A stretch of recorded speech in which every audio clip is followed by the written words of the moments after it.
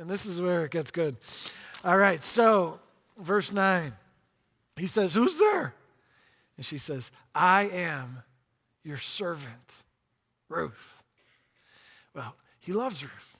His heart has been, won over to this gal. And suddenly, they've never been alone before. And suddenly, in the middle of the night, he's awake now, and his heart is racing. Ruth, oh, hi, hello, Ruth, and this is an intense moment. And first time these two have been alone in this situation, look what she says. She says, spread the corner of your garment over me, since you are a guardian redeemer of our family. So let's talk. I shared last week about guardian redeemer. A guardian redeemer is a role that God created. It's a relative of a widow who is by God called to provide for the widow, and in some cases marry the widow if he's available and willing. And Ruth has thought this through. She loves this guy.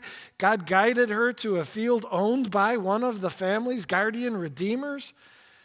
She says, come on, Boaz, don't you see what God is doing? You're my guardian redeemer. And then she says, spread the corner of your garment over me. That's weird. What does that mean? Well, it's unclear to us, but it's important for us to know that in the ancient culture, when a man took his cloak and wrapped it around the shoulder of a woman, that would be a symbol of marriage and proposal of marriage. It's an imagery of protection, founded really with a mother bird wrapping her wings around the young.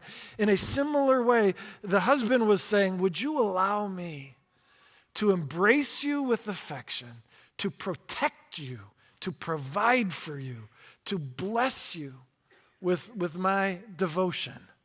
Beautiful picture of marriage.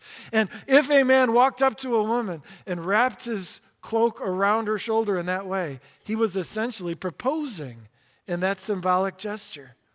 And so when Ruth says, Boaz, for crying out loud, it's been long enough. What's going on here? No, she didn't say that, but she's applying it. She's saying, sir, Boaz, would you wrap your cloak around my shoulder? Would you marry me? Now you say, wow, that was a bold culture. Today, if a woman proposes to the guy, that's viewed as a little against our ways. Folks, it was 10 times more radical back then than it is today. This girl, Ruth, wow, she's going way outside of the cultural norms. She is bold in saying, marry me, buddy, would you marry me?